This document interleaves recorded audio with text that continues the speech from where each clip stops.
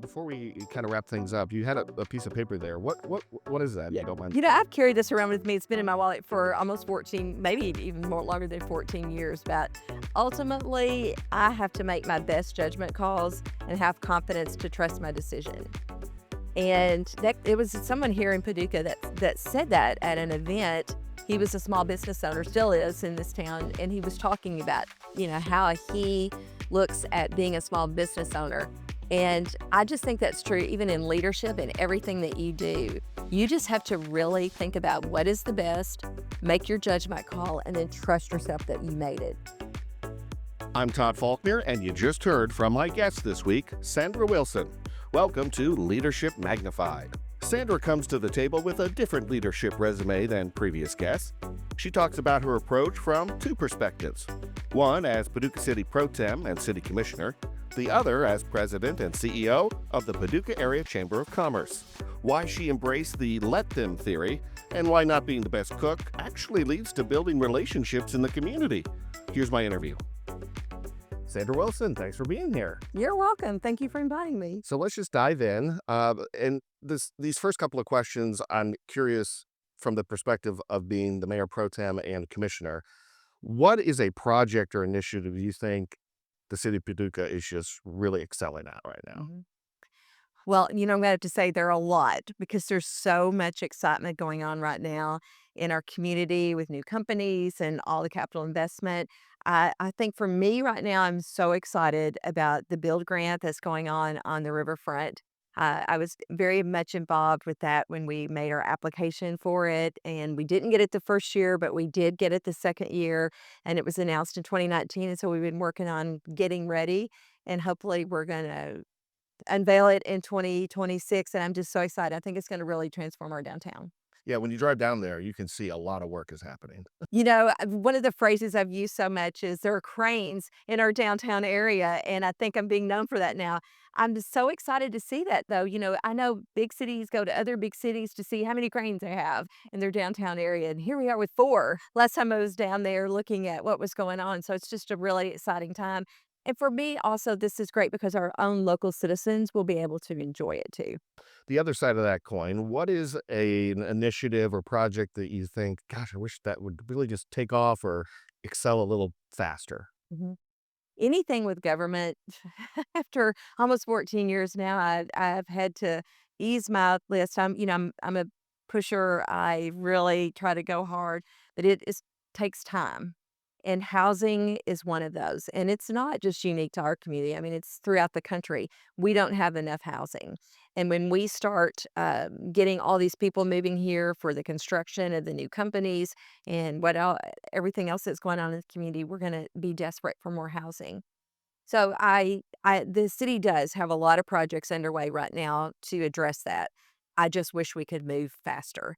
In big cities, I'm told, someone told me yesterday that in the bigger cities, they build a house in 4 months, and that's because they have to make the money and keep going.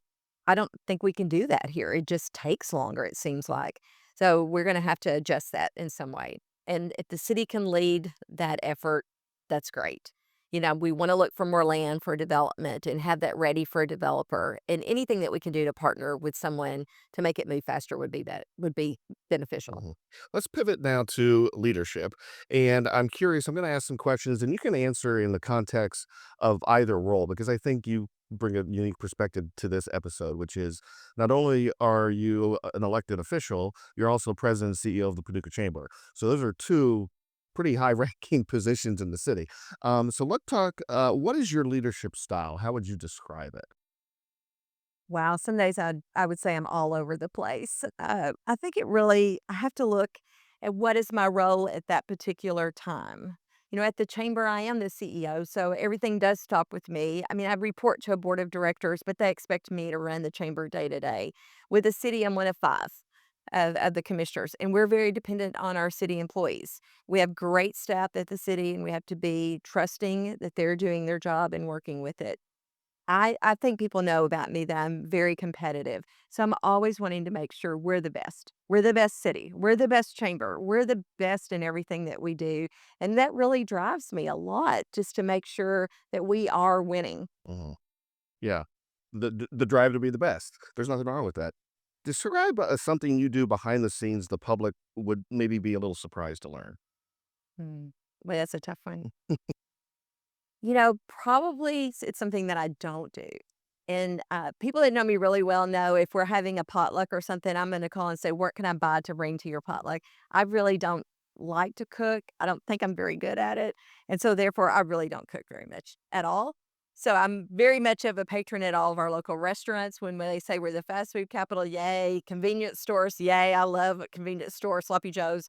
And then I love all of our restaurants that we have here. So that some people know me that know I don't cook, but I really don't. Well, also that gets you out in the community, you're networking and talking with our business owners. Can you name a person that's had an impact on you as a leader? When I first started, I worked at Westvaco for 26 years, and when I first started, there was a gentleman, he now lives in, Hilton Head, but his name was Dick Boyd, and he was the public affairs manager. He had moved from Virginia to be at the paper mill, and he was very inspirational to me to make sure I was getting exposed to everything I needed to be to someday take his position, which is what happened quicker than we anticipated because he was transferred or he accepted a transfer to go to the corporate office for Westvaco and move to the New York City area. But he had really worked well to, I think, prepare me for what might come. And I really have appreciated that since to this day. He took me with him to Frankfurt so I would know a little bit about what lobbying was. He took me to DC, and then the company continued with that so I would know what it was like to be involved with local, state, federal legislators, which has really been beneficial for me in my job at the chamber and really for City Hall too. Yeah, I have all those different levers. What's a challenge you think that faces leaders today? For me, I think you can get caught up in the day to day, and I find myself doing that all the time. Just getting caught in the day to day and not taking the time to step back and look at the big picture. And really, that's what I need to be concentrating on more. Right now, I'm right in the thick of things for a big chamber event, and I'm making sure that every detail is done.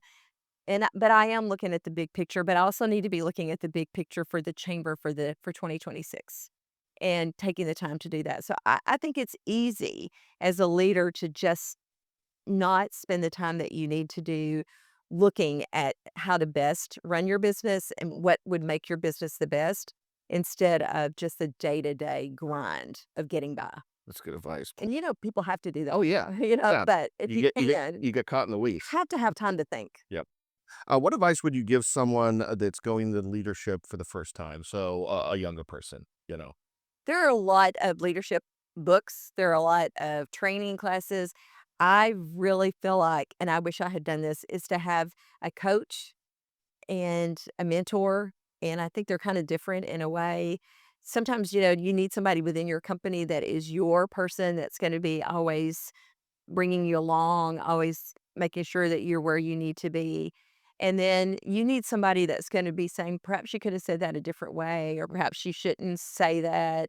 Don't let that bother you. Make sure that you're looking at the big picture. And I can get caught up in details. I can get caught up in negative, but you really then I love it when people say something I was thinking is negative. They say, "Oh, isn't that great the way that they're doing that?"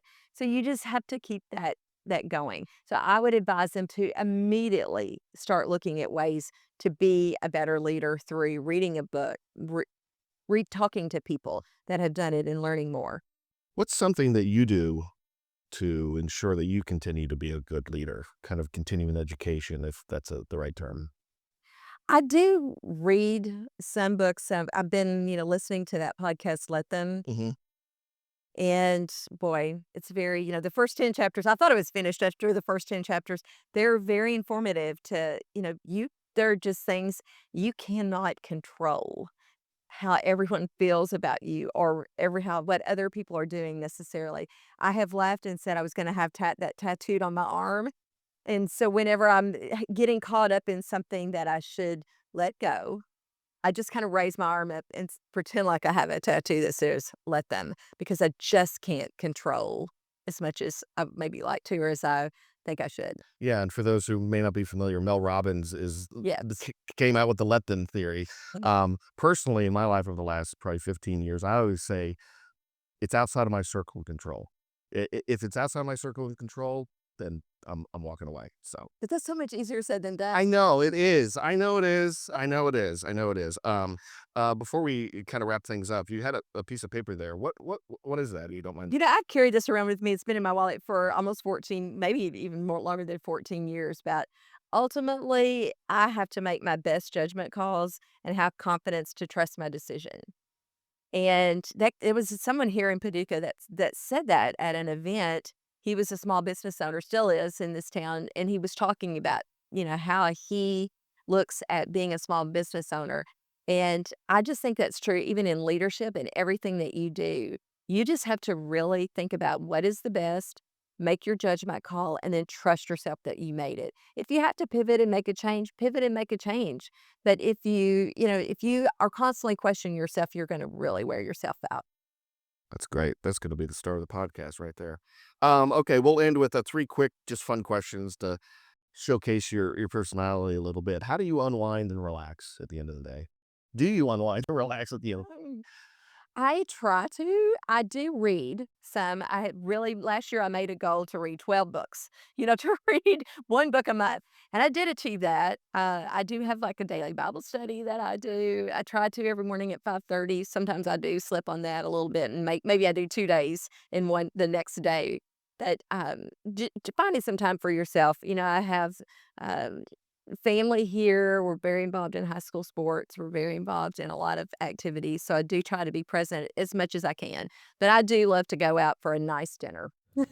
I hear you on that. And it's funny. My second question was, what are you reading? Because I know you read a lot, so we'll skip over that one. Well, I want to tell you Okay. the most recent book I read because it is so good. I've been recommended to everyone. It's called Theo of Golden. It is amazing. It's so beautifully written. I can't even tell you about. I don't even want to tell you about what it's about. But right now, I'm also reading The Correspondent. But the Theo of Golden is the best book, and my husband and I rarely like the same book, and I just gave it to him and said, "I really think you should read it." It was one of the best books he said he had ever read. He ordered it and he's given it to our granddaughter that's now started reading a lot. That's a senior at Murray State, hoping that she'll read it. It's just that well done, well written. Well, I know what to buy myself as a January gift. You know what? Let's just leave it there. Sandra Wilson, thanks for being here and thanks for doing it. Thank you, appreciate it very much. Next week on Leadership Magnified, Paducah City Commissioner Buzz Smith. Video and sound on this episode by Ethan Patterson, and editing by Brian Clapp. See you next week. Stay safe, friends.